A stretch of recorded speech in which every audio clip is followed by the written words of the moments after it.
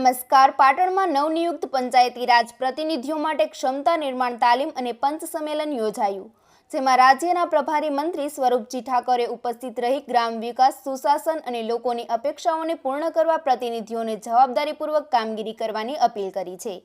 કાર્યક્રમ દરમિયાન ગ્રામસભાને વધુ અસરકારક બનાવવા માટે મહિલાઓ અને યુવાનોની ભાગીદારી વધારવા તેમજ જીપીડીપી, ઈ ગ્રામ સ્વરાજ, PFMS, નાણાં પંચની ગ્રાન્ટ, મનરેગા, પાણી સંચય, વૃક્ષારોપણ અને અન્ય ગ્રામ વિકાસ યોજનાઓના અસરકારક અમલીકરણ અંગે માર્ગદર્શન આપવામાં આવ્યું હતું. જિલ્લા વિકાસ અધિકારીએ જણાવ્યું કે આવી તાલીમ પંચાયતી રાજ સંસ્થાને વધુ સશક્ત, જવાબદાર અને પરિણામલક્ષી બનાવવામાં મહત્વપૂર્ણ સાબિત થશે. વધુ સમાચાર માટે જોડાયેલા રહો RP ગુજરાત ન્યૂઝ, રાજકોટ. આજે પાટણ જિલ્લાની અંદર પંચાયતના સભ્યો, જિલ્લા પંચાયતના સભ્યો, ગ્રામ પંચાયતના સભ્યોનો તાલીમ વર્ગ યોજવામાં આવ્યો છે. અને તાલીમ વર્ગની અંદર ગુજરાત રાજ્યની જેટલી પણ યોજનાઓ છે એ યોજનાઓથી વાકેફ કરી અને ગ્રામ પંચાયતની અંદર કઈ રીતે કામ કરવું, કઈ યોજના ક્યાં વાપરવી, ક્યાં આયોજન કરવું, એના માટેનો તાલીમ વર્ગ તમામ સભ્યો સાથે આજે પાટણ ખાતે સરસ્વતી તાલુકામાં કરવામાં આવ્યો છે.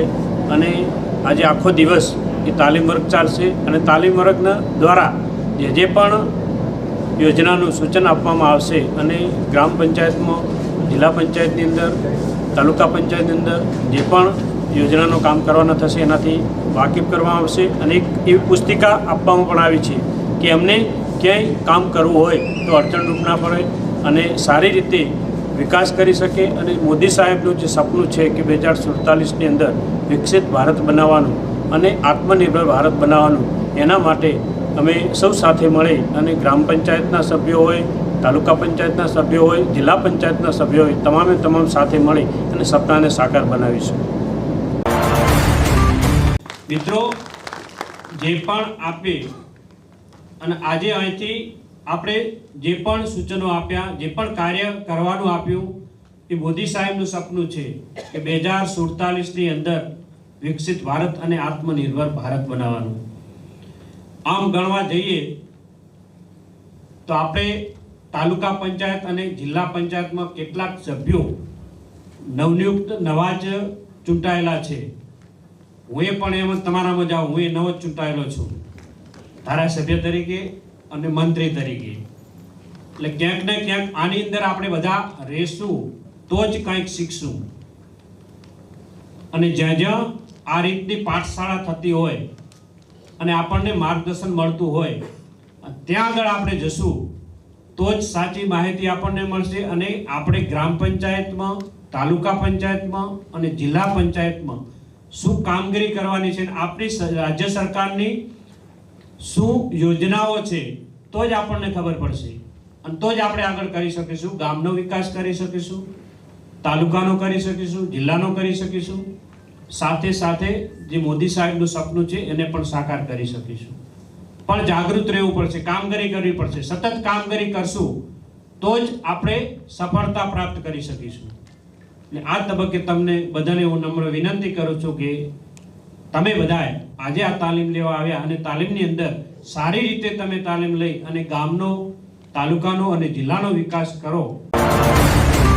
કરવાની સત્તાઓ મળી છે અને એ માટે થઈને એમાં શું શું કામ થઈ શકે, કઈ કઈ યોજનાઓ છે, તમારી સત્તાઓ શું છે, ફરજ શું છે, જવાબદારી શું છે, બધી જ બાબતો વિશે, નાણાકીય મેટરમાં કઈ રીતે ધ્યાન રાખવાનું હોય, તમામ બાબતો વિશે આજે વિસ્તૃત સમજ આપણે રાજ્ય કક્ષાએથી જે માસ્ટર ટ્રેનર આવવામાં અહીંયા આવેલા છે એમના દ્વારા આપને આપવામાં આવશે. મારે અમુક બાબતો ઉપર આપ સૌનું ધ્યાન દોરવું છે મારા આ ટૂંકા અનુભવના આધારે કે અત્યારે આપણે 16મા નાણાં પંચનો અમલ થવા આવે જઈ રહ્યો છે 26-27ના વર્ષથી. 15મા નાણાં પંચ અને 16મા નાણાં પંચમાં બહુ મોટો તફાવત છે. 15મા નાણાં પંચમાં ગ્રામ્ય કક્ષામાં 70% ગ્રાન્ટ મળતી હતી, હવે 80% મળવાની છે.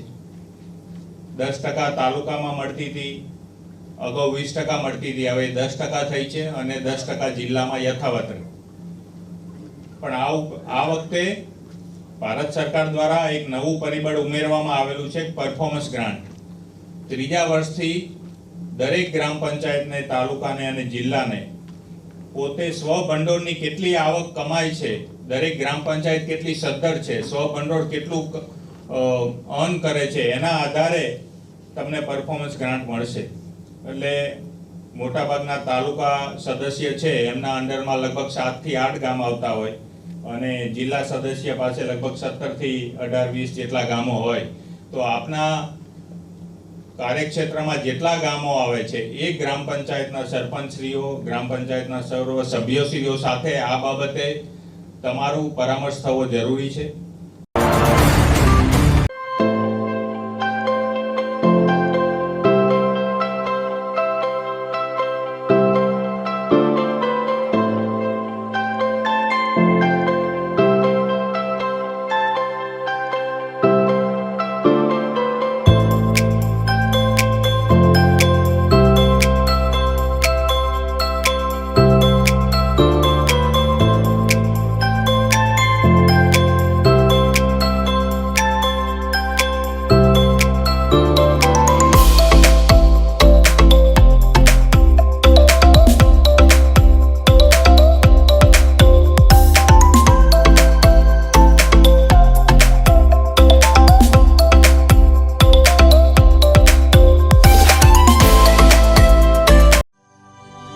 Audio Jungle.